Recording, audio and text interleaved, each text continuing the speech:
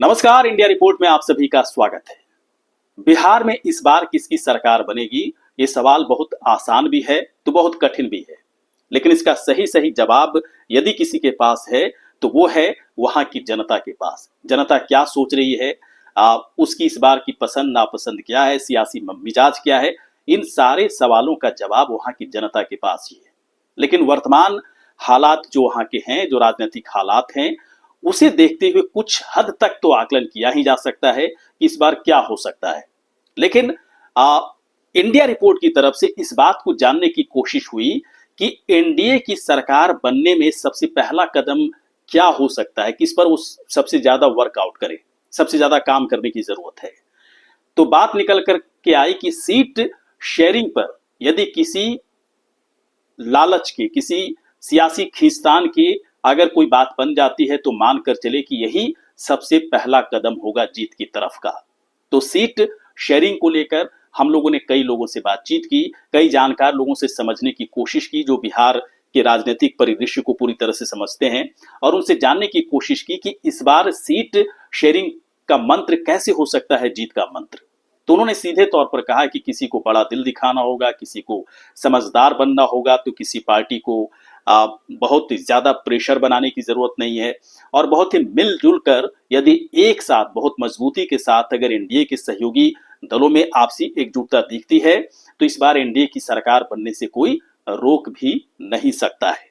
तो क्या इस बार एनडीए की सबसे बड़ी पार्टी बीजेपी कितनी सीटों पर लड़ेगी?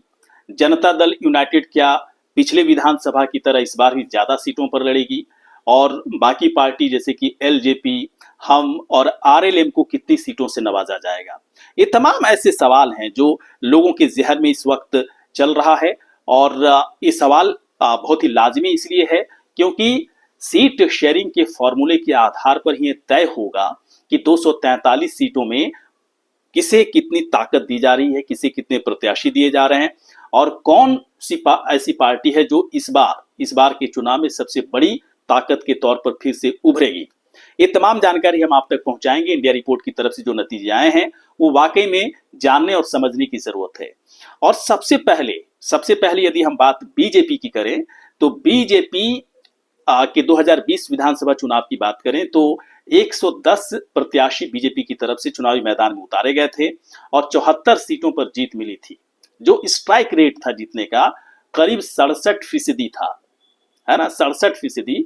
बेहतर कहा जा सकता है इसे। लेकिन इस बार जानकार कह रहे हैं कि थोड़ा दिल बड़ा करना होगा बीजेपी को। बड़ा इसलिए करना होगा क्योंकि चुनावी मैदान में इस बार उपेंद्र कुशवाहा भी है, चिराग पासवान भी इस बार उनके सहयोगी दल पार्टी में है। तो दिल थोड़ा बड़ा करना होगा। 110 नहीं बल्कि 102 सीटों पर बीजेपी की तरफ से अपने उम्मीदवार, अपने प्रत्याशी उतारे जाने की जरूरत है, क्योंकि ऐसा करने के बाद सभी पार्टियों को उचित प्रतिनिधित्व मिल पाएगा। जानकार ने कहा कि ऐसा करने के बाद बीजेपी और मजबूत ही होगी। उसका जो जीतने का स्ट्राइक रेट है उसमें किसी तरह की कोई कमी नहीं होगी, बल्कि हो सकता है कि 1-2 सीटों का फायदा ही उसे हो जाए। तमाम ऐसी बातें जानकारों की तरफ से, लोगों की तरफ से कही जा रही थी। दूसरी जो पार्टी है एनडीए की बड़ी सहयोगी पार्टी जनता दल यूनाइटेड, 2020 के अगर चुनावी नतीजे की बात करें तो बहुत ज्यादा सफलता जनता दल यूनाइटेड के हाथ में नहीं आ पाया। 115 सीटों पर प्रत्याशी उतारे गए थे और मात्र 43 सीटों पर जीत मिली थी। स्ट्राइक रेट की बात करें तो करीब 37% स्ट्राइक रेट रहा था जीत का, जो कि काफी कम है। वजह भी थी, साफ तौर पर लोगों को पता भी है कि किस तरह की वजह से दरअसल जनता दल यूनाइटेड को इतनी कम सीटें मिली। जहां चिराग पासवान अलग लड़ रहे थे, बड़ा नुकसान हुआ। उपेंद्र कुशवाहा भी साथ में नहीं थे। लव कुश की ताकत जो है पूरी तरह से एकजुट नहीं दिख रही थी। इसका बड़ा नुकसान नीतीश कुमार को हुआ। जानकार कह रहे हैं कि इस बार थोड़ी समझदारी दिखानी होगी जनता दल यूनाइटेड की तरफ से। 115 सीटों पर लड़ने की जरूरत ही नहीं है, बल्कि कम सीटों पर अधिक प्रत्याशी को जिताने के जब समीकरण बन रहे हैं तो 115 सीटों पर लड़ने की जरूरत ही क्या है। जो जानकार कह रहे हैं, जो आम लोग भी कह रहे हैं कि 100 सीटों पर जनता दल यूनाइटेड की तरफ से प्रत्याशी को उतारे जाने की जरूरत है। इससे जनता दल यूनाइटेड की मजबूती और बढ़ेगी, जीतने का स्ट्राइक रेट बढ़ेगा। और एक सबसे अच्छी खास बात है कि एनडीए में इस बार उपेंद्र कुशवाहा के आने से उनकी ताकत में और इजाफा हुआ है और बहुत ही बेहतरीन स्थिति में इस बार जनता दल यूनाइटेड पार्टी दिख रही है। लेकिन 115 और 120 सीटों की अगर मांग इस पार्टी की तरफ से की जाएगी तो फिर एनडीए में सीट शेयरिंग को लेकर जो एक बड़ा अलायंस बना हुआ है और बिना किसी खींचतान की इस तरह की चीजें चल रही हैं, उस पर एक बड़ा नुकसान हो सकता है। तो जनता दल यूनाइटेड के लिए आम जनता और जानकार लोगों का कहना है कि 100 सीटों पर जनता दल यूनाइटेड की तरफ से प्रत्याशी उतारे जाने की जरूरत है। इसका बड़ा फायदा होगा।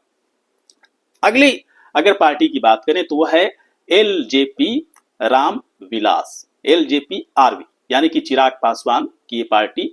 और राजनीतिक ताकत और हैसियत की बात करें तो काफी इनकी बढ़ी है।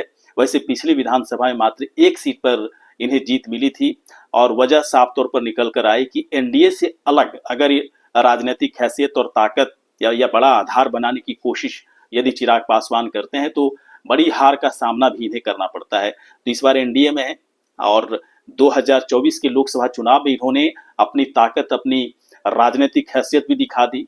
5 सीटों पर इनके उम्मीदवार खड़े किए गए थे और 5 उम्मीदवार जीते थे। जीतने का जो स्ट्राइक रेट था 100% था। लेकिन विधानसभा की बात थोड़ी अलग होती है। विधानसभा में यदि इस स्ट्राइक रेट के आधार पर बहुत बड़ी संख्या में अगर सीटों की डिमांड होगी एलजेपी की तरफ से तो उचित नहीं है। उचित इसलिए नहीं है कि चुनावी समीकरण में थोड़ा सा मामला ठीक नहीं बैठता है। लेकिन अगर 30 सीटों पर जो जानकार कह रहे हैं कि 30 सीटों पर अगर एलजेपी के प्रत्याशी उतारे जाएं तो इनकी जीत 100% भी हो सकती है। जीत का स्ट्राइक रेट 100% हो सकता है, जैसा कि लोकसभा में हुआ। और ऐसा यदि होता है तो समझा जा सकता है कि चिराग पासवान के लिए कितना बड़ा मौका है अपनी ताकत को बढ़ाने के लिए। तो चिराग पासवान 2025 की विधानसभा चुनाव को एक मौके की तरह देखें राजनीतिक ताकत को बढ़ाने के लिए, ना कि इसमें अपना समय वो गंवाए कि मुझे 30 नहीं, मुझे 50 चाहिए, 60 चाहिए। इस तरह का प्रेशर बनाने की जरूरत ही नहीं है, क्योंकि उनकी राजनीतिक ताकत बढ़ रही है और बड़ा इजाफा दिख रहा है। लोगों को भी ये बात समझ में आ रही है। इसलिए इस चुनाव को राजनीतिक ताकत की तरफ देखें। 30 सीटों पर अगर उनके प्रत्याशी उतारे जाते हैं तो जानकार कह रहे हैं कि कोई बड़ी बात नहीं कि लोकसभा चुनाव जैसा ही प्रदर्शन एलजेपी की तरफ से न हो। ऐसा हो सकता है। अगर ऐसा हुआ तो चिराग पासवान के लिए कितनी बड़ी बात है। चलिए अब बात करते हैं अगली पार्टी की, और अगली पार्टी है हम के जो नेता हैं जीतन राम मांझी हैं।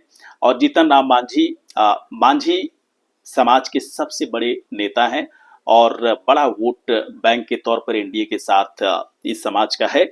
और पिछले अगर विधानसभा चुनाव की बात करें 2020 की तो 7 सीटें दी गई थी, 7 में 4 इनकी जीत हुई थी। बेहतर प्रदर्शन इनका रहा।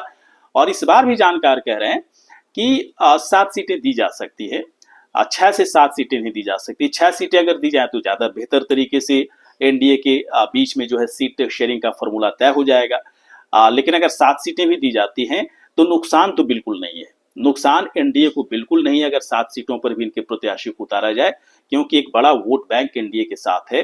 तो जीतन राम मांझी की पार्टी हमको जानकार की तरफ से, जो राजनीतिक विश्लेषक हैं या फिर जो बिहार की राजनीति को बेहतर तरीके से समझते हैं, आम जनता है, उनकी तरफ से कहा गया कि 6 से 7 सीटों पर उनके प्रत्याशी उतारे जाने चाहिए। इसके बाद बात करते हैं आरएलएम की, जिसके इस पार्टी के सबसे बड़े नेता हैं उपेंद्र कुशवाहा। और कुशवाहा समाज के बड़े नेताओं में से एक हैं। लेकिन सिर्फ यही एक नहीं है, बल्कि बीजेपी में सम्राट चौधरी भी हैं। और बड़ी संख्या में कुशवाहा समाज के वोटर्स जो हैं नीतीश कुमार को भी वोट करते हैं। तो इस लिहाज से ऐसा नहीं होना चाहिए उपेंद्र कुशवाहा की तरफ से, आरएलएम की तरफ से, कि बहुत अधिक सीटों की डिमांड हो जाए। क्योंकि एक बात तो तय है, सभी लोगों को पता है कि पिछले विधानसभा चुनाव में इस पार्टी का, उपेंद्र कुशवाहा की पार्टी का क्या नतीजा हुआ था। और राजनीतिक आधार पूरी तरह से खत्म होता दिख रहा था। राजनीतिक हाशिए पर पहुंचते दिख रहे थे उपेंद्र कुशवाहा, लेकिन फिर से वो एनडीए में है। एक राजनीतिक आधार की बड़ी शुरुआत उनकी हो रही है। और जानकार कह रहे हैं कि 5 सीटों का जो समीकरण है, यानी 5 सीटों पर अगर उनके प्रत्याशी उतारे जाते हैं तो बेहतरीन मामला है। ये समीकरण सबसे द बेस्ट है, सबसे सटीक है। लेकिन कुछ सीटों को अगर 7 सीटें भी दी जाती है तो नुकसान नहीं है। लेकिन 7 सीटों को तभी दिया जा सकता है जब बीजेपी और जनता दल यूनाइटेड की तरफ से कुछ मैनेज किया जाए सीटों को लेकर, जो ठीक नहीं है। अगर चुनावी समीकरण के हिसाब से देखा जाए तो उचित नहीं है, लेकिन फिर भी रिस्क लिया जा सकता है, क्योंकि 7 सीटों पर जीतने का दमखम इस वक्त उपेंद्र कुशवाहा की पार्टी की तरफ से तो दिख रहा है। तो ये पूरा मामला जो है जानकारों की तरफ से बात करने के बाद, आम जनता की तरफ से बात करने के बाद ये नतीजा निकलकर सीट शेयरिंग फॉर्मूले को लेकर आया है।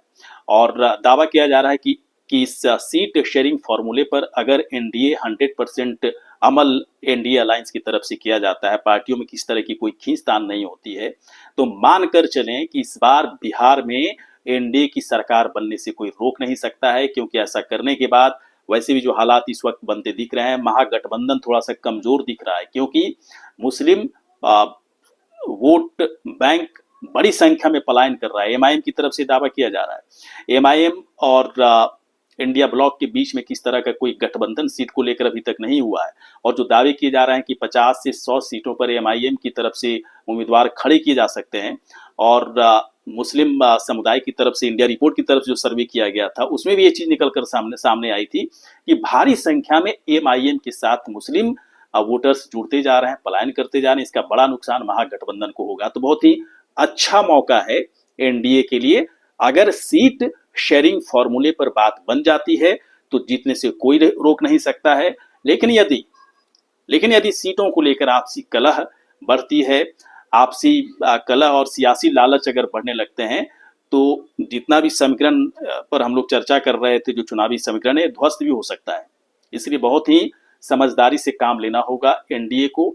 सीट शेयरिंग फॉर्मूले पर आम सहमति बहुत ही बेहतरीन ढंग से बनाए और जीतने वाली सहमति होनी चाहिए। किसी को ज्यादा और कम वाली बात से नहीं होनी चाहिए, बल्कि जीतने का मकसद होना चाहिए कि एनडीए की सरकार फिर से बिहार में कैसे बने। अगर ऐसा करना एनडीए अलायंस चाहता है तो फिर इस फॉर्मूले पर, जो जानकार कह रहे हैं, जो आम जनता कह रही है, इस फॉर्मूले पर उसे ध्यान देने की जरूरत है। ये वीडियो आपको कैसा लगा? अच्छा लगा हो तो आप हमें सब्सक्राइब करें और शेयर करें, हमारे वीडियो को लाइक भी करें और साथ ही साथ कमेंट भी आप कर सकते हैं। नमस्कार।